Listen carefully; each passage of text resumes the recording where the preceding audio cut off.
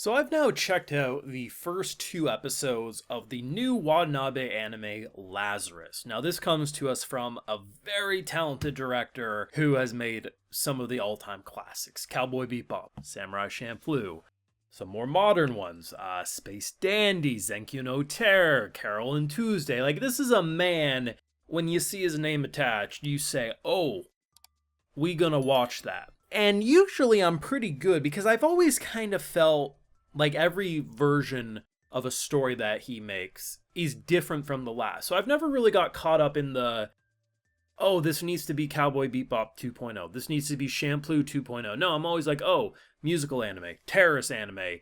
Oh my god, look at that. Like, they're always so different that I'm like, okay, I know he's the GOAT, but I know he's just doing something different, so I'm not going to compare. I will admit, I did get caught up into that more so this time, because when I look at a character who looks like the second coming of Spike from Cowboy Bebop, I think it did set me up for a bit of disappointment, and that's why when I watched episode 1, I felt like it was mid. I really did. I was like, there's elements I like about this, but I don't see how a 13 episode show is going to stick the landing and be one of the all-time greats in his catalog. I will say, episode 2 has me a lot more hopeful for this.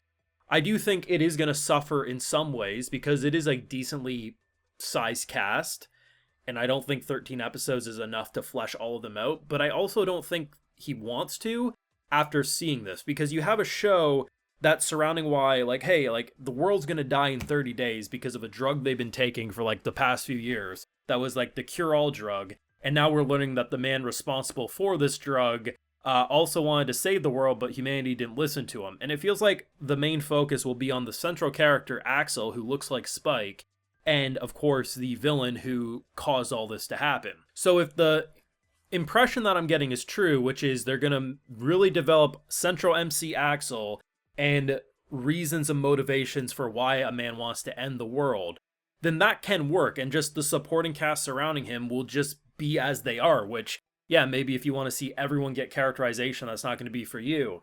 But I will say, while the show isn't what I wanted it to be, I do think I was maybe a little too harsh walking into this show, because with the way it was looking, it felt like, oh, this is going to be the spiritual successor to Bebop.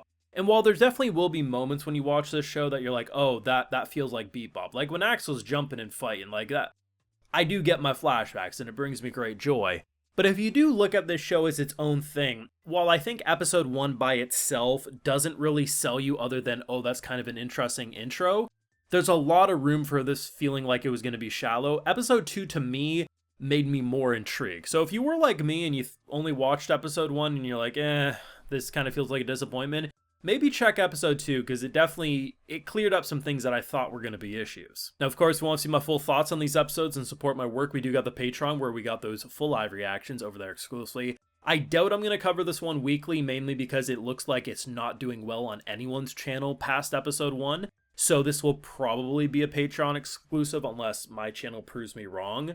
I am going to watch this one to the end unless it completely nosedives though, so just want to say that. I had a couple of issues with episode 1, mainly one, the motivation for the villain, and I felt like there wasn't going to be enough personality with the characters. Because if you're going to run a 13 episode show, you usually have to have your side cast immediately be like, I love their personality, because they're not going to have a lot of time to really flesh them out over the course of a one core. And while I did like Axel as a character, I thought he was kind of fun, he didn't really have the oomph that other MCs from his works have had.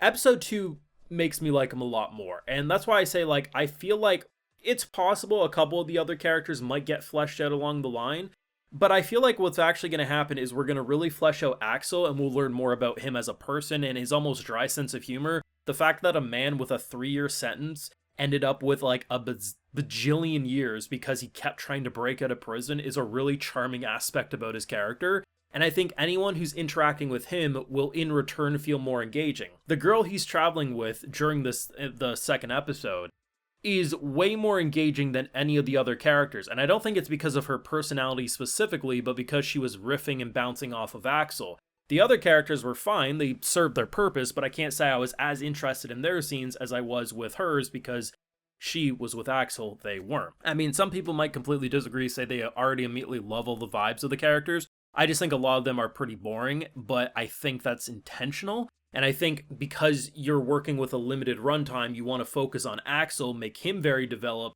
And then, of course, with all the Skinner stuff, which was another concern that I was like, okay, why did a man just randomly say, good luck, humanity, you're all going to die in 30 days? That feels like very stereotypical evil villain.